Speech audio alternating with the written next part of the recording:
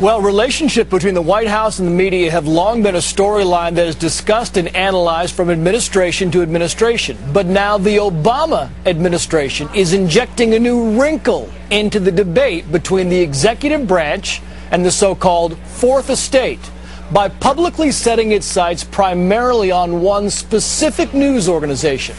This one. James Rosen has more on that. James. Grace, good afternoon. That each White House looks differently on the news media landscape, liking some news organizations better than others, is a routine part of the business of politics and government in the nation's capital. But one would have to look back decades to find an example of a president and his aides so fiercely focused on one news organization in particular. In the fall election. In singling out Fox News, the top media strategist at the White House accused the channel of waging a, quote, war on President Obama. The reality of it is that Fox News often operates almost as either the research arm or the communications arm of the Republican Party. The White House's targeting of Fox News has escalated beyond the occasional jab from the podium. I have occasion to watch Fox every now and again. Or the all-in-good fun jibes of black tie events like the White House Correspondents Association dinner. Most of you covered me. All of you voted for me.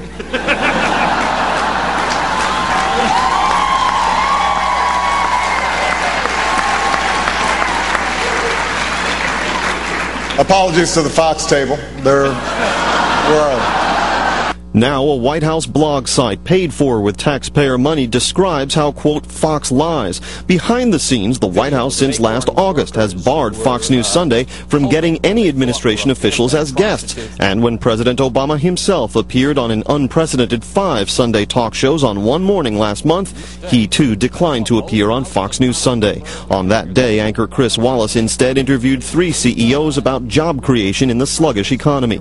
Shortly thereafter, an informal meeting over coffee was held in New York between the Fox News chairman and CEO Roger Ailes and top Obama political advisor David Axelrod. And if that was an attempt at détente, Anita Dunn's quotes are going to, shall we say, blow up any peace talks. Will President Obama appear on Fox News again, let's say, this year? Obviously, he'll go on Fox because he engages with ideological opponents, and he has done that before. He will do it again. I can't give you a date because, frankly, I can't give you dates for anybody else right now. What Dunn chose not to mention is that several days earlier, one of her own aides formally notified Fox News that none of the news programs that had requested interviews with the president, including America's Newsroom with Bill Hemmer and Megyn Kelly, Special Report with Bret Baier, or Fox News Sunday with Chris Wallace, would receive one anytime this year.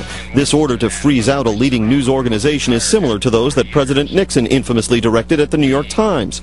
And in this case, too, the chief executive appears keenly attuned. I've got one television station that is entirely devoted to attacking my administration. I mean, you know, that's a pretty... I assume you're talking about Fox. Well, that's a pretty big megaphone. In a typical 24-hour stretch, Fox News broadcasts a full day's worth of straight news coverage, followed in the evening by a series of opinion shows, some of which are occasionally harsh in their criticism of Mr. Obama. Stand up! And which other times take the opposite point of view. It is also a fact that Fox News at all times of the day is the highest rated cable news channel, regularly outpacing its competitors in both total viewership and the coveted 18 to 49 demographic category by margins of greater than 2 to 1. Moreover, recent surveys by the Pew Charitable Trust and other polling groups have found Fox News' audience to have the greatest balance of conservatives, liberals, and independents of all 3 major cable news channels. But it wasn't on the basis of numbers alone that analysts and veterans of past White Houses warned this one against overt displays of favoritism or outright confrontation with the news media. It's a very risky strategy, Wolf. It's not one that I would advocate. If you're going to get very personal and against the media, you're going to find that the animosities are just going to deepen, and you're going to find that you sort of almost draw viewers and readers to the people you're attacking.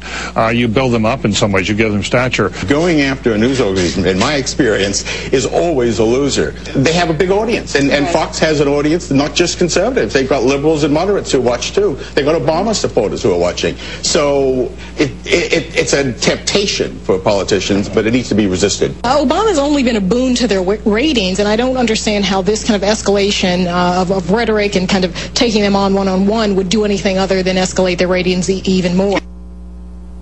Asked to comment on Anita Dunn's remarks, Fox News Senior Vice President Michael Clemente released a statement that said, in part, and I quote, "It's astounding the White House cannot distinguish between news and opinion programming. It seems self-serving on their part," end quote. Trace?